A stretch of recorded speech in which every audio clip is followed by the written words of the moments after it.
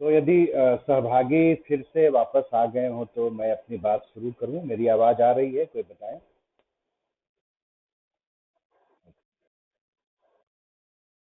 हाँ, ठीक, thank you. तो अभी तक की जो चर्चा मैं ब्रेक पर जाने से पहले हो चुकी थी, उसमें मैंने चार मॉडल की बातचीत की थी। लेकिन ये जो सारे मॉडल थे, जिसमें मैंने फूले और अंबेडकर का एक मॉडल लिया, सावरकर का एक मॉडल लिया, विवेकानंद और शंकराचार्य का मॉडल लिया और गांधी का मॉडल लिया, जिस समय में और जिस धरातल पर ये सब मॉडल आए थे, बने थे, उसकी अपेक्षा समय के लिहाज से, आवश्यकता के लिहाज से हम काफी आगे बढ़ चुके हैं। और दूसरी बात कि दुनिया भर में इस विषय पर जो चर्चा हो रही है, उसके लिहाज से कुछ और बातों को भी इसमें जोड़ना जरूरी है। जैसे मैं यहाँ पर पोस्ट मॉडर्न फेमिनिस्ट दो तीन बड़ी स्कॉलर हैं, जूलिया क्रिस्टेवा, हेलेन सीचू और लुई इरिगले।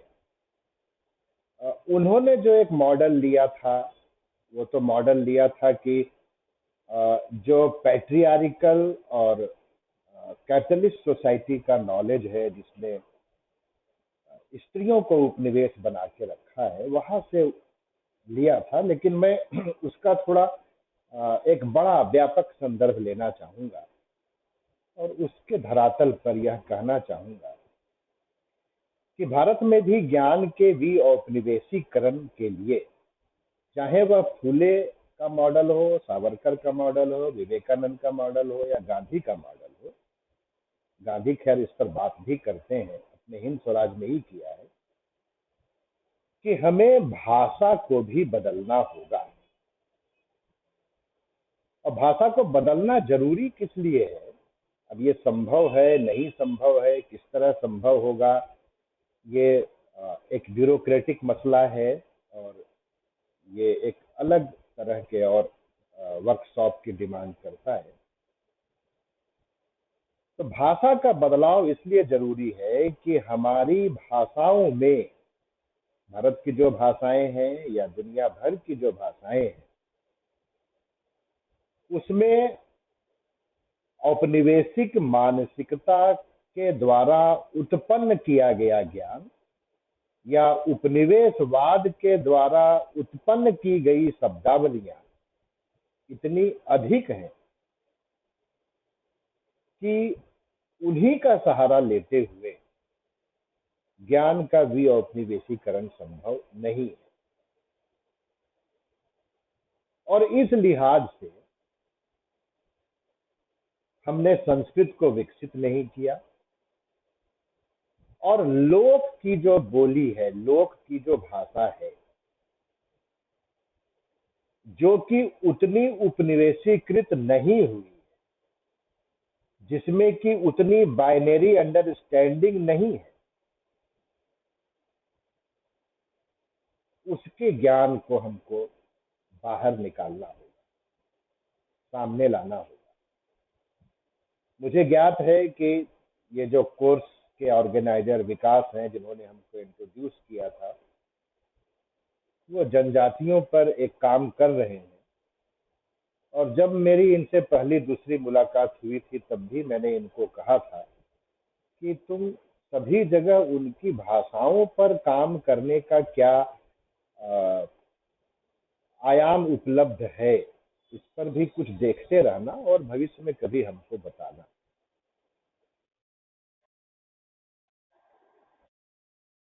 हाँ, हाँ, हाँ, हाँ, हाँ।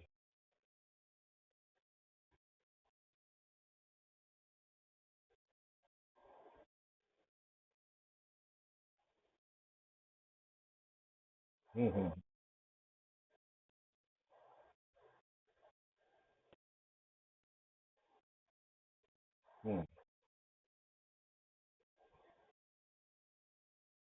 हम्म, चलिए, बहुत अच्छा।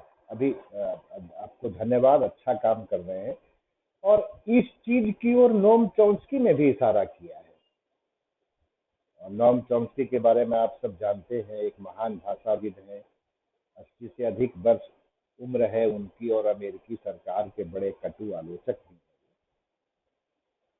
दूसरी चीज हमें ध्यान में रखनी होगी कि यह जो पूरा मसला है, यह तलवार का विषय तो है ही नहीं, यह कलम का विषय है, यह चरित्र का विषय है, और यह आत्मसम्मान के वितरण का विषय।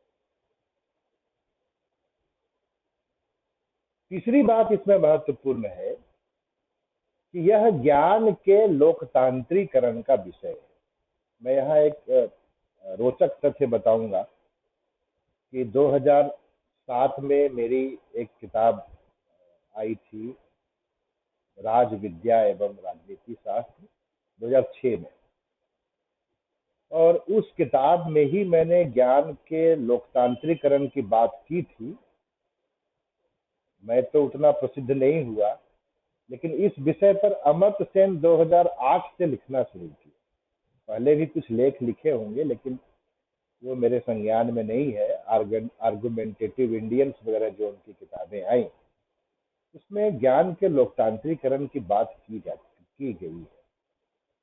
ये ज्ञान के लोकतांत्रिकरण की बात चीन में भी होती है, लेकिन चीन में क्या है कि वो ज्ञान के लोकतांत्रिकरण की मांग करते हुए यूरोपियन हेजोमनी को तो खारिज करना चाहता है, लेकिन स्वयं वह अपने समाज में लोकतांत्रिक ज्ञान को उत्पन्न नहीं कर रहा है। वह जो एग्रेसिव एसिमिलेशन का मॉडल उसके यहाँ है, उसकी वजह से इससे भी बचना होगा। लेकिन यह मसला है ज्ञान के लोकतांत्रिकरण। चौथी महत्वपूर्ण बात है कि इस पूरे उपक्रम को राष्ट्रवादी इतिहास लेखन तक सीमित रख देना, यह इसके प्रति बहुत ही छोटी नजरिया है।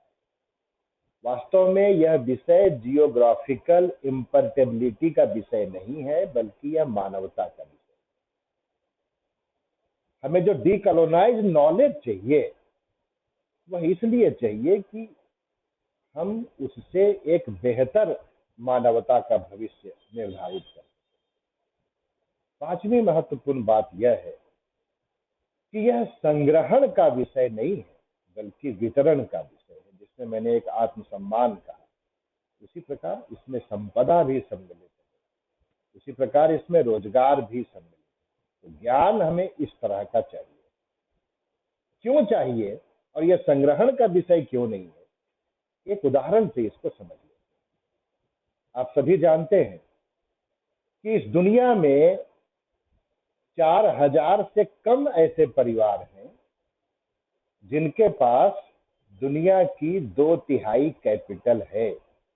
मतलब दुनिया का जो 2/3 कैपिटल है, पूंजी है, वह 4000 से कम लोगों के पास केंद्रित होगी। और ये कौन लोग हैं जिनके इशारे पर राजसत्ताएं नाचती हैं, नष्ट की जाती हैं, या उनका उत्थान किया जाता है। तो एक ऐसी दुनिया में रहते हुए ज्ञान का विऔपनिवेशीकरण संभव नहीं है, और इसीलिए यह जियोग्राफिकल इम्पर्टेबिलिटी से बाहर जाता है। यह मानवता से जुड़ा हुआ विषय और संग्रहण से जुड़ा हुआ विषय नहीं। छठी चीज जो इसमें महत्वपूर्ण है कि यह सिर्फ ऑथेंटिक पास्ट के चयन का विषय नहीं, बल्कि यह ऑथेंटिक फ्यूचर और रिलायबल फ्यूचर के चयन और उसके निर्माण का भी विषय है, उसकी स्थापना का भी विषय। और वह जो रिलायबल फ्यूचर है, वह आज का जो परिदृश्य है, उसमें हम कहाँ जाने वाले हैं। मैं दो एग्जाम्पल दूंगा, एक इतिहासकार का और एक वैज्ञानिक का। आप सभी युवा नोआ हरारी के लेखन से परिचित होंगे, जो डार्विनवादी इतिहास लेखन का एक बड़ा हस्ताक्षर अभी माना जाता है दुनिया भर में। वो भी कहता है कि जिस तरीके से अभी हम विकसित हुए हैं, आगे बढ़े हैं, वो 2050 आते आते होमोसेपियंस के अंत का काल होगा। यहाँ अंत का मतलब उसका नाश हो जाएगा नहीं है, बल्कि उसकी जगह पर टेक्नोसेपियंस हो जाएंगे। ये एक वो आधार लेता है। और दूसरी बात कहता है कि जिस तरीके से हम संसाधनों का दोहन कर रहे हैं, उस लिहाज से पृथ्वी की संपदाएं मानव जाति को आने वाले 400 साल से अधिक जिंदा नहीं रख सकती। ये तो हुआ एक इतिहासकार। और हॉकिंस को लीजिए, ब्रीफ हिस्ट्री ऑफ टाइम के लेखक, उन्होंने इसी समय को और घटा दिया, 200 साल कर दिया। तो ये जो ज्ञान के विनिवेशीकरण का मसला है, वह मानव जाति के पृथ्वी पर अधिवास को बढ़ाने वाला भी होना चाहिए। यह भी इसके लिए आवश्यक है। अन्यथा किसी भी दूसरे मॉडल से हम ज्ञान के विनिवेशीकरण के लक्ष्य को नहीं साधने वाले होंगे। और एक बार कल्पना कर लीजिए, हरारी भी कहते हैं, हॉकिंस भी कहते हैं कि अब मानव जाति को दूसरे ग्रहों पर बस्तियां बसाने का प्लान करना चाहिए।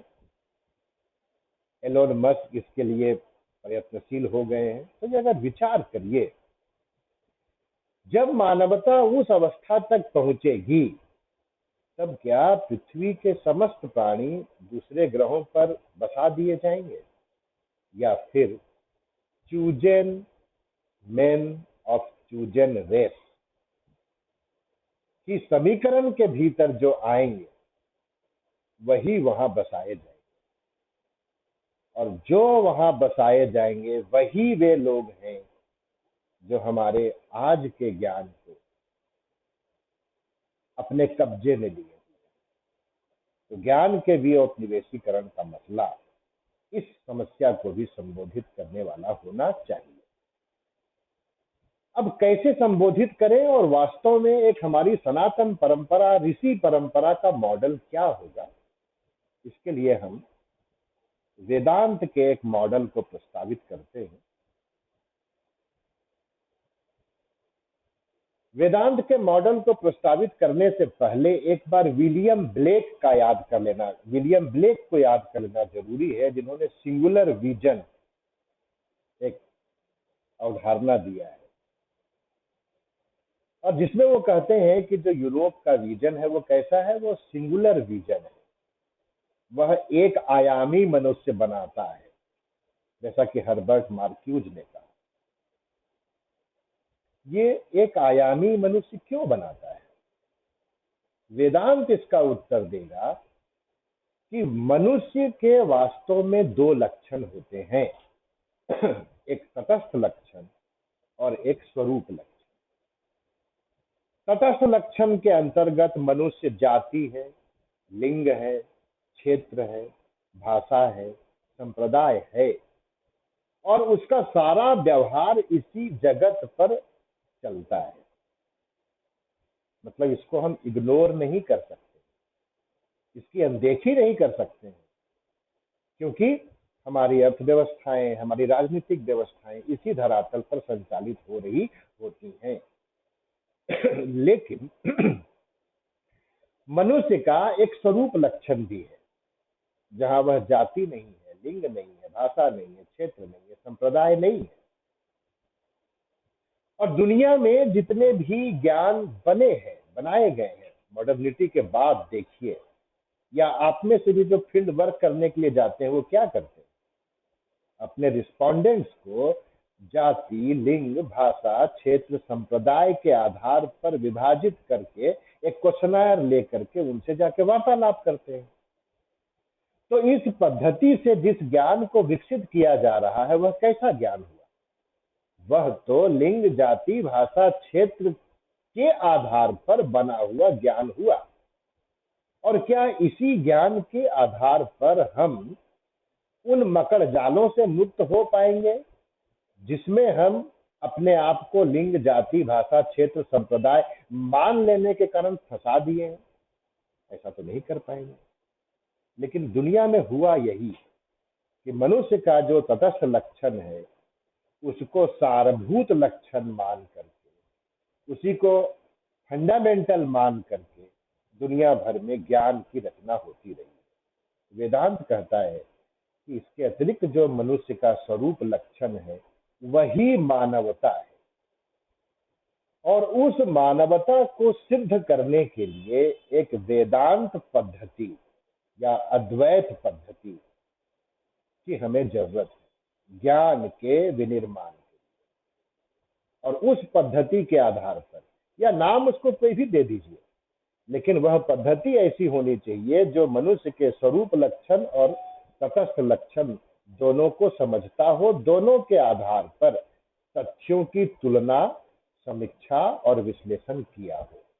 जब हम ऐसा करेंगे तो हम ज्ञान के विऔपनिवेशीकरण की दिशा में आगे बढ़ेंगे। एक महत्वपूर्ण बात आती है, और यहाँ पर मैं आपको एक छोटी सी कहानी सुनाऊंगा। कुछ ही दिन पहले आईआईटी बीएचयू का एक छात्र हमारे एक विद्यार्थी से कहा कि मैं तुम्हारे गुरु जी से मिलना चाहता हूँ। थोड़ा मैं असहज हुआ कि भाई एक ये आईआईटी के छात्र से मैं क्या बातचीत करूंगा, लेकिन कहा कि नहीं, वो आपसे बहुत मिलना चाहता है। आपके यूट्यूब पर आपके लेक्चर वगैरह सुना है। मेरा एक यूट्यूब चैनल है, discovering knowledge of Vishwanath Mishra. आज का लेक्चर भी वहाँ विकास के अपलोड करने से पहले मेरे द्वारा उपलब्ध होगा। तो वो मैं आया, मैं पूछा क्या काम कर रहे हो भाई? बड़ा काम कर रहा था, बड़ा प्रोजेक्ट है, और आईआईटी बीएचयू और जो बेंगलोर की साइंस की बहुत प्रसिद्ध संस्था है एएससी, उसके साथ उसका एक कोलैबोरेशन है जिसमें वो मशीन कैसे लिंग्विस्टिक अंडरस्टैंडिंग कैपेसिटी डेवलप कर सकती है, इस पर काम कर रहा था। अपने काम के बारे में बताया तो मैं उसको कहा कि ये तो यूरोप के हेजेमनी को अनंत काल के लिए बढ़ा देगा। वो बिल्कुल ही रिएक्ट किया, बहुत ही असहज हो गया मेरे प्रति, और बोला कि सर मुझे तो ऐसा लग रहा है कि इसके जरिए तो हम ज्ञान का भी औपनिवेशीकरण करेंगे और हम जो वेस्ट की हेजेमनी है उसको तोड़ देंगे, क्योंकि हम तब मशीन को हिंदी सिखा देंगे, मशीन को हम संस्कृत सिखा देंगे, ऐसा वैसा उसने बताया। मैंने उसको कहा कि मैं इस बात से वाकिफ हूँ कि तुम ऐसा कर सकते हो और करोगे, और मुझे पता है कि इस तरह के काम अंग्रेजी के लिए लगभग लगभग हो चुके हैं। हम हिंदी, संस्कृत इत्यादि को लेकर के काफी पीछे हैं, या संभव है कि माइक्रोसॉफ्ट, गूगल वगैरह में इस तरह का कोई प्रोजेक्ट चल रहा हो, और जैसे ही भारत से कोई पेटेंट का दावा होगा उसके पहले ही वो बता देंगे कि हमने करके रखा है। ये भी हो सकता है। मैंने उससे कहा कि मैं ऐसा इसलिए कह रहा हूं कि अभी आप प्लेजरिज्म के बारे में जानते हैं, और प्लेजरिज्म में जो जिस भी टूल्स का आप इस्तेमाल करते हो, टर्नेट इन का करते हो या ग्रामरली का करते हो, वो क्या करता है? वो सिर्फ ये एक फुल स्टॉप से लेकर के दूसरे फुल स्टॉप तक के वाक्य को पकड़ता है, दुनिया भर में सर्च करता है और बताता है कि ये प्लेजराइज्ड है सेंटेंस। लेकिन जब मशीन को लिंग्विस्टिक अंडरस्टैंडिंग की क्षमता मिल जाएगी, मतलब कि वह जब हमसे और आपसे संवाद करने लगेगा, ठीक उसी तरीके से जैसे मनुष्य संवाद करता है, तब प्लेजरिज्म के टूल्स ऐसे बनेंगे जो आपको ये परमिशन नहीं देंगे कि आप इस लाइन की व्याख्या कर लीजिए। क्यों? क्योंकि उसके सॉफ्टवेयर की डिजाइनिंग वैसी है। तब क्या परिणाम आएगा?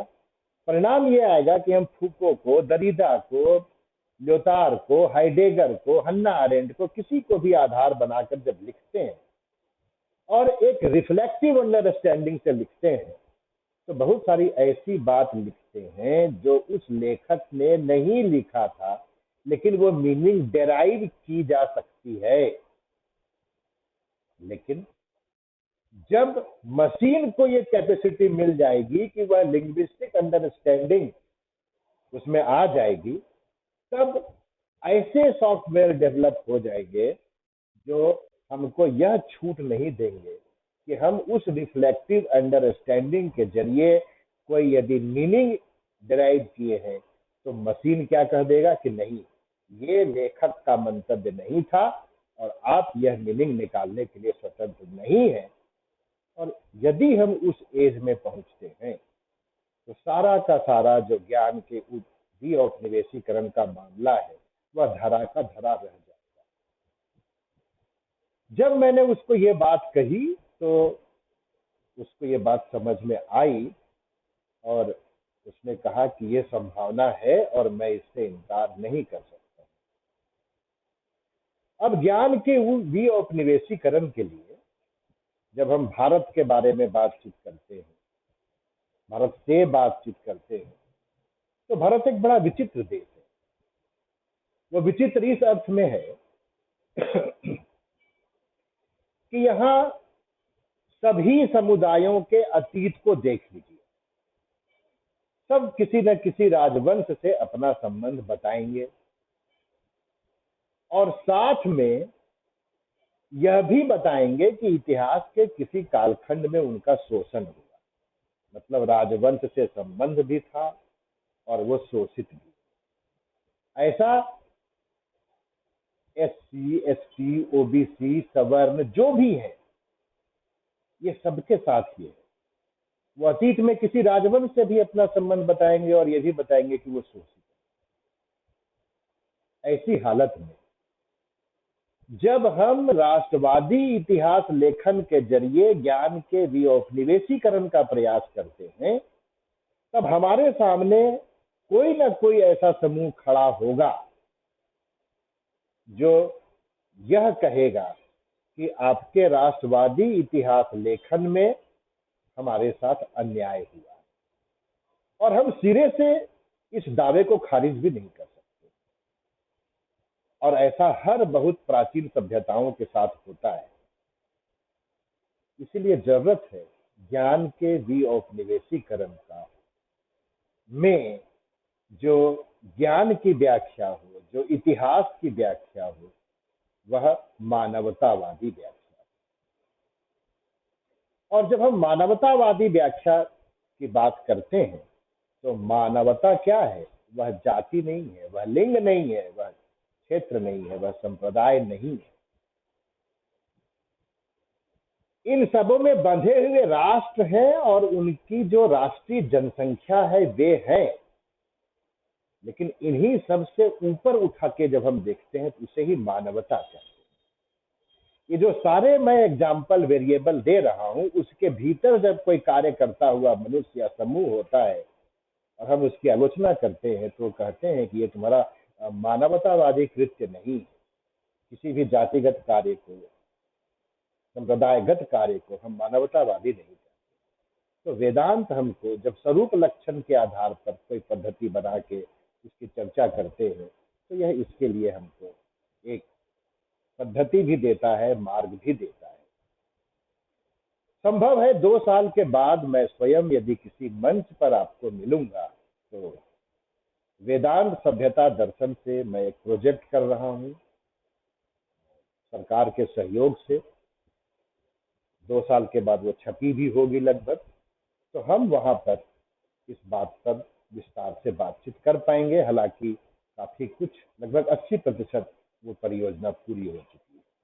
बहरहाल एशियाई दृष्टि से देखें तो भारत के लिए जिस भी विऔपनिवेशीकरण की योजना में अखंड भारत शामिल नहीं होगा,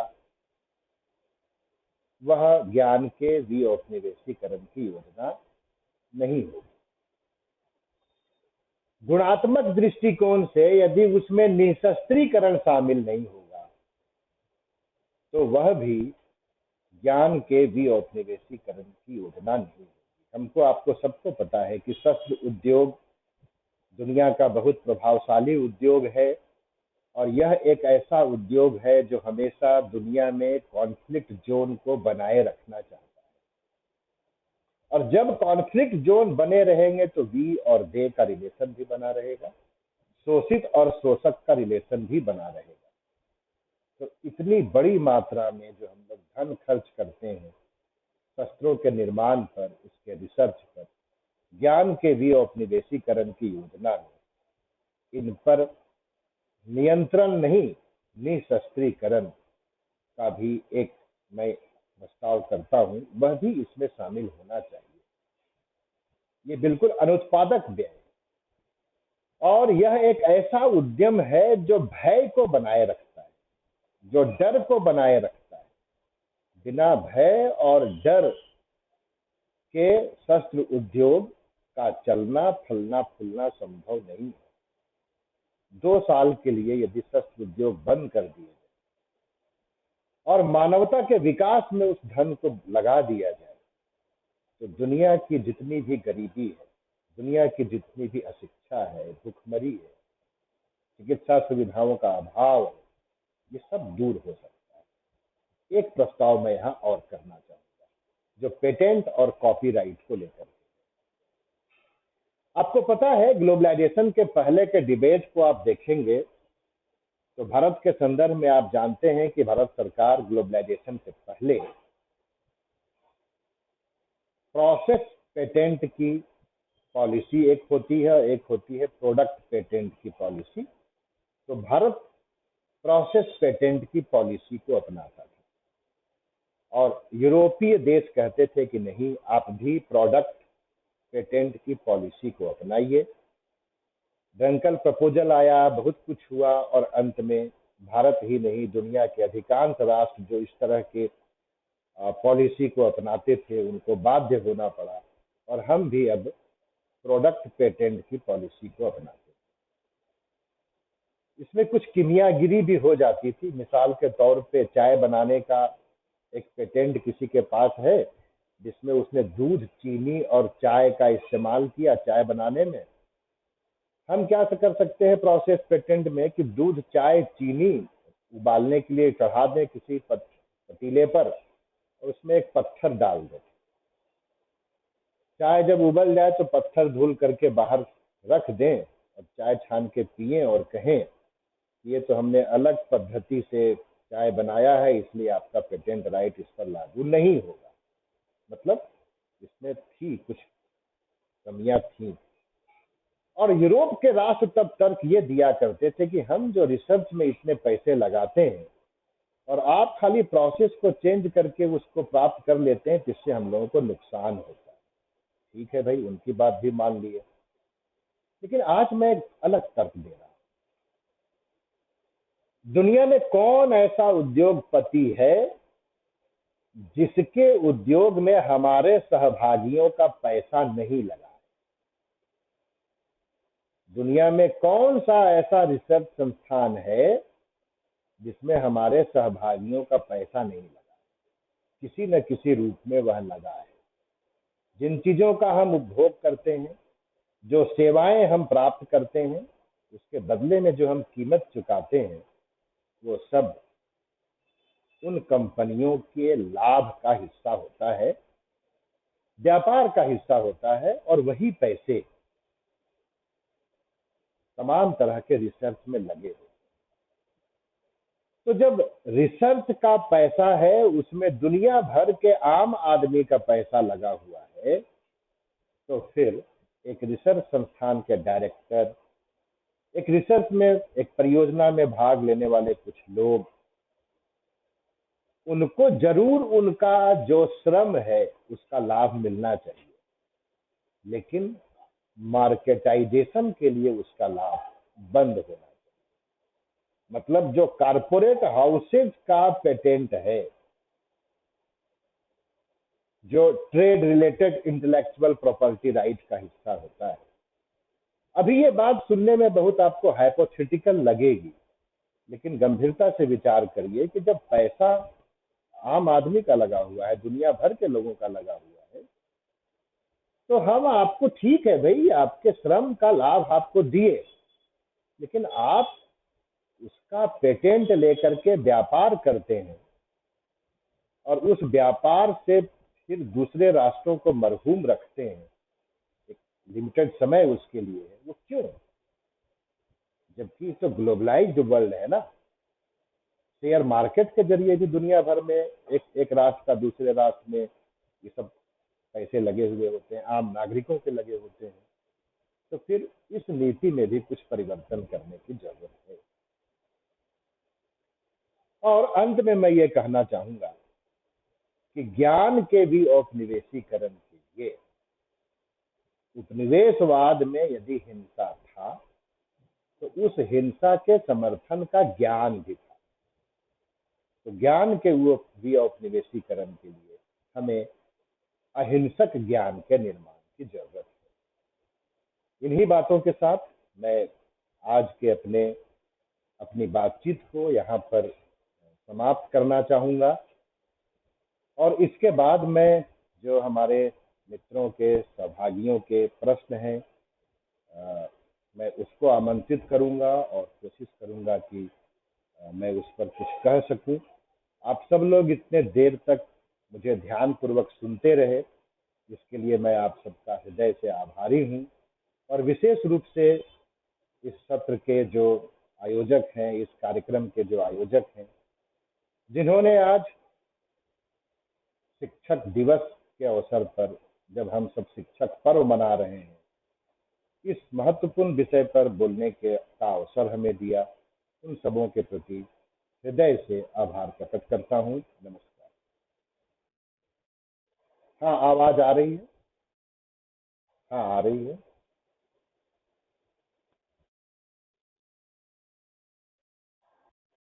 हाँ जी।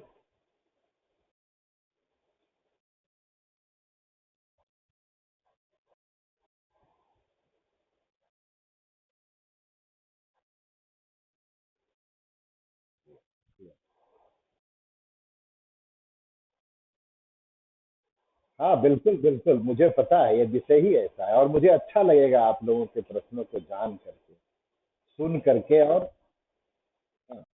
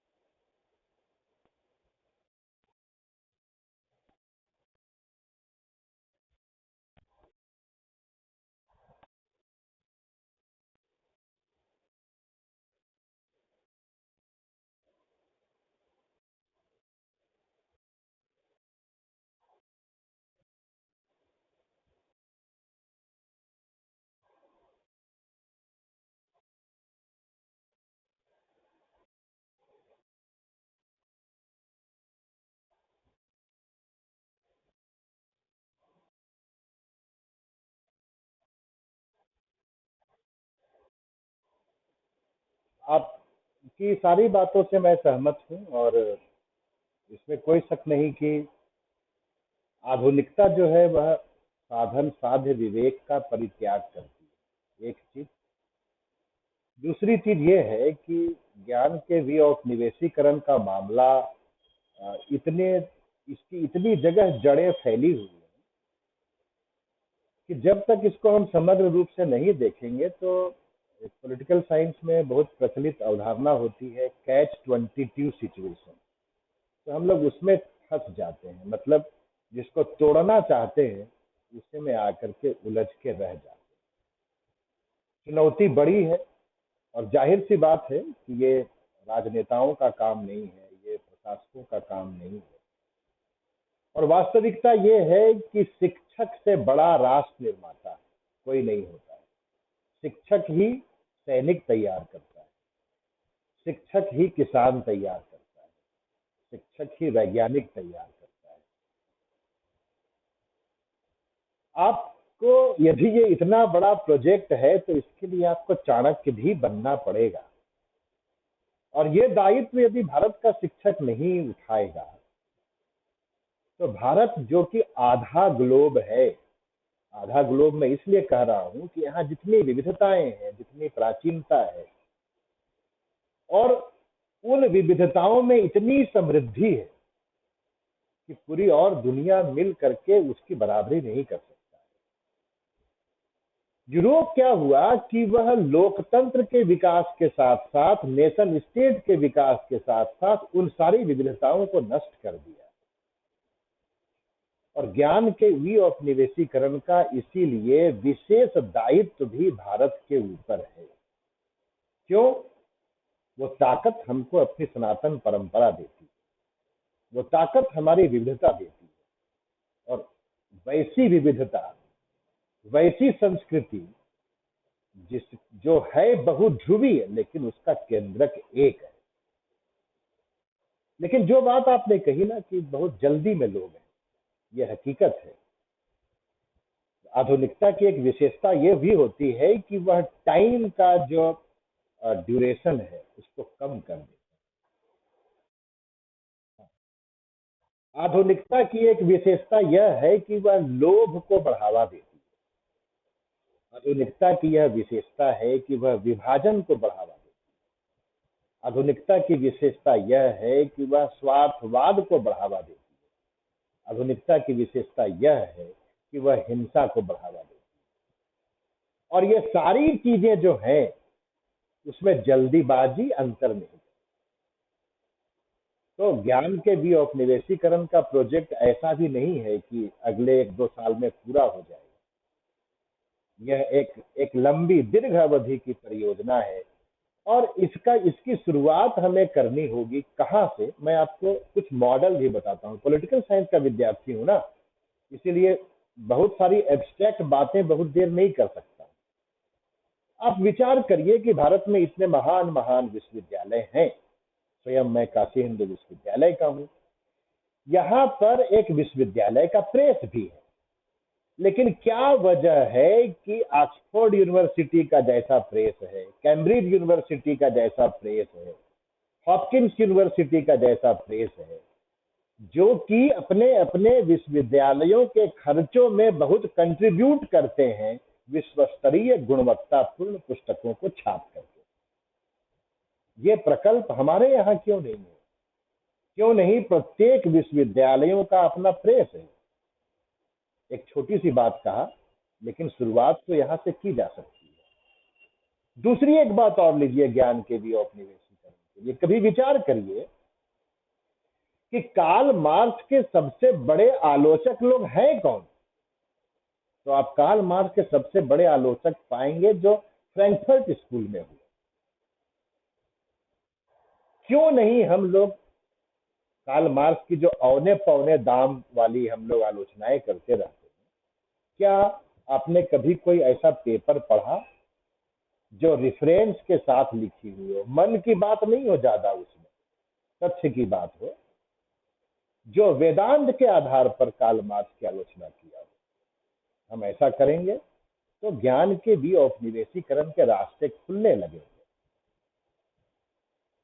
जिस तरीके से पश्चिम के लोगों ने हम लोगों को ओरिएंट कह के गाली दिया, और फिर आगे चल करके हम लोगों ने वही प्रवृत्ति अपनाई और एक ऑक्सीडेंटलिज्म का परिचय दिया। मतलब यदि यूरोप का कोई मनुष्य, कोई समूह, कोई सत्ता हमको नीचा दिखाने की कोशिश करे तो हम बताएं नहीं, सारी अच्छाइयां हमारे भीतर ही हैं और सारी बुराइयां तुम्हारे भीतर हैं। ये ऑक्सीडेंटलिज्म है, एडवर्ड सईद का ये सब कंट्रीब्यूशन है। तो हमें इन सबों से वाकिफ रहते हुए सार्थक काम करना होगा। और सार्थक काम कैसे होगा? जब आप चिंतन के लिए स्वतंत्रता उपलब्ध कराएंगे। ऐसा न हो कि हम यदि सनातन ट्रेडिशन को आधार बनाकर आरएसएस के, बीजेपी की और भविष्य में कांग्रेस की सरकार हो गई तो कांग्रेस की या किसी की और हो गई, हम उसकी आलोचना करते हैं, तो वह लेखक को, चिंतक को कटघरे में खड़ा करें, तो इससे ज्ञान का विऔपनिवेशीकरण नहीं हो पाएगा। वास्तव में वह क्या हो जाएगा, वह तो एक तरह के औपनिवेशिक ज्ञान की जगह पर दूसरे तरह के औपनिवेशिक ज्ञान का सृजन करना होगा। मैं आपकी बात के प्रत्युत्तर में एक अपनी अंतिम बात के साथ समाहार करना चाहूंगा। ज्ञान के भी औपनिवेशीकरण के लिए हमको हन्ना अरेंट की एक किताब है, द ह्यूमन कंडीशन, और उसमें वो कहती हैं, एक बड़ी मार्मिक बात कहती हैं, और उस बात को हमारी सनातन परंपरा में सैकड़ों बार दोहराया गया है। हन्ना अरेंट पे मेरी एक किताब है, प्राकृत भारतीय अकादमी से आई है, अमेजन पर आप इसको सर्च कर सकते हैं, वहां विस्तार से मिलेगा। तो हन्ना अरेंट कहती है कि प्रत्येक मनुष्य अपने आप में नई शुरुआत है। ये बात हमारे इंडियन ट्रेडिशन में बार बार दोहराई गई। और प्रत्येक मनुष्य जब अपने आप में नई शुरुआत है, तो क्या जाति हो करके, भाषा हो करके, संप्रदाय हो करके वह उस लक्ष्य को अर्जित कर पाएगा? नहीं, नहीं कर पाएगा। अब जब ये नई शुरुआत है, तो उसको उन बंधनों से भी मुक्त होना पड़ेगा। ये वेदांत हमको एक आधार देता है, और इसीलिए हमको वेदांत सभ्यता दर्शन भी विकसित करने की जरूरत है। मैं कहा उस पर कर रहा हूँ कुछ काम, और आपको मैं आपका आभारी हूँ कि संवाद का एक और अवसर आपने दिया। धन्यवाद। कोई और?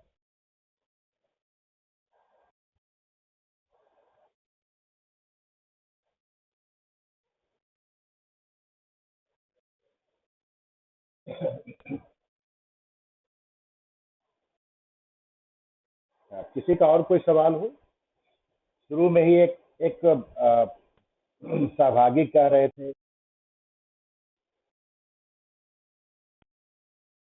मैं आभारी हूँ, आप लोगों को अच्छा लगा।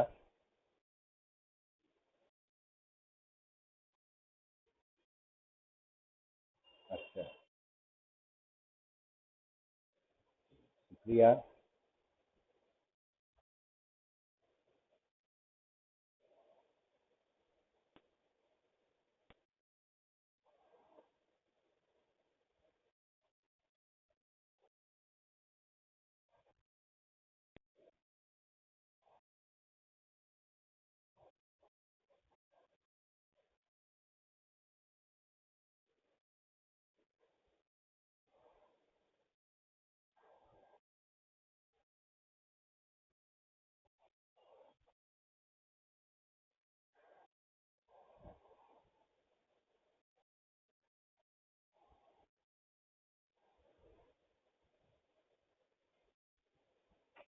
हाँ, नमस्ते, कैसे हैं?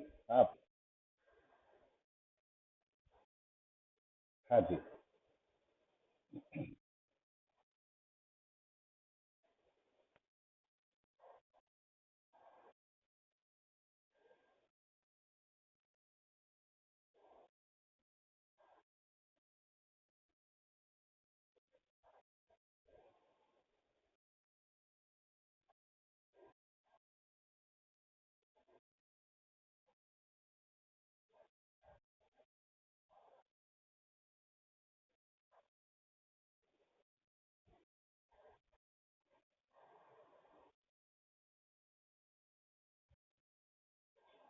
बहुत,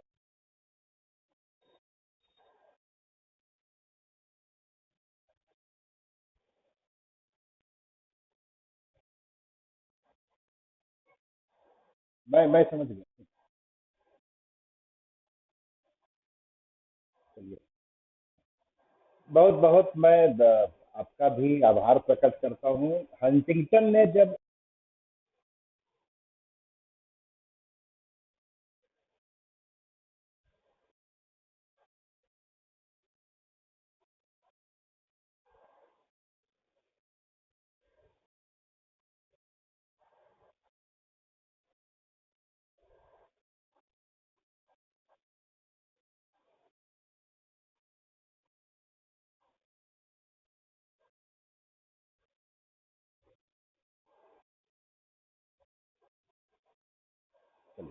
ये दोनों प्रश्नों को आपस में मैं जोड़ लेता हूं और आप लोगों का आभार भी प्रकट करता हूं। जब हंटिंगटन ने लिखी थी clash of civilizations, remaking of world order, तो उसका लक्ष्य ज्ञान के विऔपनिवेशीकरण को संबोधित नहीं करना था। उसका लक्ष्य था एक तरह के उपनिवेशित ज्ञान का विस्तार करना। इसको हम तब समझेंगे जब उसके फर्स्ट चैप्टर में ही, जहां पर वह कल्चर और सिविलाइजेशन की चर्चा कर रहा होता है और जो वेरिएबल्स वहां लेता है, उसको हम समझ लें तब। और लास्ट चैप्टर में जहां पर वह फॉल्ट लाइन वार्स की बात करता है, वहां तक देखें तो हमें ये बात समझ में आती है कि वह एक भय दिखाना चाहता है कि अमेरिका को एक पुलिस मैन की भूमिका में क्यों रहना चाहिए। मतलब अमेरिकन हेजोमनी जरूरी क्यों है। वास्तव में उसने पहले एक रिसर्च पेपर लिखा था, और ये तब का समय है जब शीत युद्ध खत्म नहीं हुआ था। पराभव के काल तक तो आ गया था, लेकिन खत्म नहीं हुआ था। 87 के पहले की बात है। उस वक्त के जो लेखक हुआ करते थे, वो देखिए तो यदि रशियन स्कॉलर है तो वह रशियन हेजोमनी की बात करेगा और बड़े करीने से करेगा, बताएगा कि ये क्यों जरूरी है मानव जाति के लिए। और इसी तरीके से कोई अमेरिकन राइटर है तो वो भी यही बड़ा बताएगा कि भाई क्यों अमेरिका की जो हेजोमनी है उसको बहुत इस तरीके से प्रस्तुत करेगा कि कितना मानवीय चेहरा है, ये लोकतंत्र के लिए लड़ रहा है और तमाम ऐसे चीजों के लिए। तो एक तो हमको उससे बिल्कुल बचने की जरूरत है। दूसरी महत्वपूर्ण बात यह है कि जो एक पहले के प्रवक्ता ने बात कही कि जब दुनिया में इस तरह के ज्ञान के विऔपनिवेशीकरण के अलग अलग नेशनलिस्टिक मॉडल आएंगे, तो क्या इससे फिर से संघर्ष नहीं बढ़ेगा। इसी से आपका संदर्भ भी जुड़ जाता है जो बाद में आप सवाल पूछे थे। निश्चित बढ़ेगा, और बढ़ेगा इसलिए कि वो जो पूरा प्रकल्प है वह ज्ञान के विऔपनिवेशीकरण का मसला ही नहीं, बल्कि वह एक तरह के उपनिवेशवाद के स्थान पर दूसरे तरह के उपनिवेशवाद को बढ़ावा देने का उपक्रम है। इसीलिए जहां जहां भी ये बात आती है कि फला धर्म संकट में है, हिंदू धर्म संकट में है, इस्लाम संकट में है, कोई कहे क्रिश्चियन संकट में है, ये बात भी दुनिया भर में होती है। ऐसा नहीं है कि हिंदू धर्म संकट में है ये सिर्फ भारत में होता है और इस्लाम संकट में है पाकिस्तान में होता है। साउथ अफ्रीका में भी जो ट्राइबल रिलीजन है वो सब भी आपस में यही कहते हैं संकट में है। ये सब अजीब सी बातें हैं। संकट वास्तव में क्या है? धर्मों का वास्तव में संकट यह है कि लोग धार्मिक नहीं। मतलब इस्लाम के समर्थक मुकम्मल ईमान वाले हों, सनातन परंपरा के समर्थक उसी तरीके से मानवतावादी हो, ईसाइयत के समर्थक जो महाकरुणा का विचार ईसा मसीह में था वैसे हो, जो बुद्धिस्ट लोग हैं उनमें भी इस तरह की भाव हो, तब वे किससे संघर्ष कर रहे होंगे? तब तो वास्तव में वो संघर्ष ही नहीं कर रहे हैं। इसीलिए ये जो धर्मों का आपस में टकराव है और इसकी वजह से जो पहचान की राजनीति, पहचान का संकट, पुनर्वितरण के संसाधनों पर आधिपत्य का मैकेनिज्म उत्पन्न होता है, यह एक प्रकार के उपनिवेशवाद के बरक्स दूसरे प्रकार के उपनिवेशवाद को उत्पन्न करने की एक रणनीति के तहत होता है। वास्तव में क्या है कि धर्म और अध्यात्म को राजनीति और सत्ता का विषय नहीं बनाया जाना चाहिए। मतलब सत्ता प्राप्ति के लिए धर्म और राजनीति को आधार नहीं बनाया जाना चाहिए। होना क्या चाहिए? धार्मिक भावना और आध्यात्मिक भावना से राजनीति करनी चाहिए। ये चीज आ जाए तो ज्ञान के भी औपनिवेशीकरण की जो बात कह रहे हैं वो अचानक से दुनिया में आ सकती है। लेकिन होता ठीक इसका उल्टा ही है। मुझे लगता है कि मैं शायद कुछ कह पाया आप दोनों के सवालों के उत्तर के।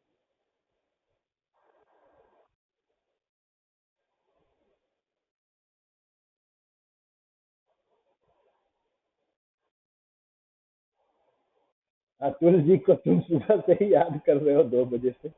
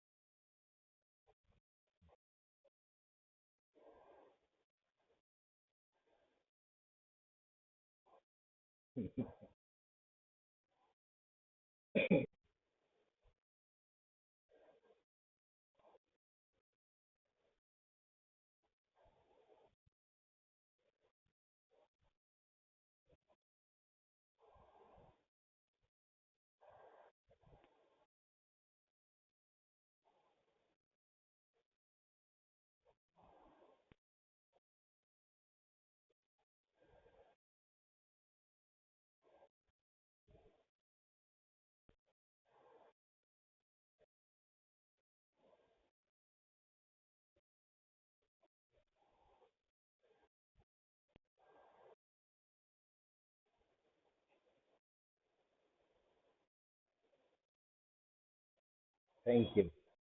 आप सबों का मैं पुनः आभार प्रकट करता हूँ, सभी सहभागियों का। नमस्कार।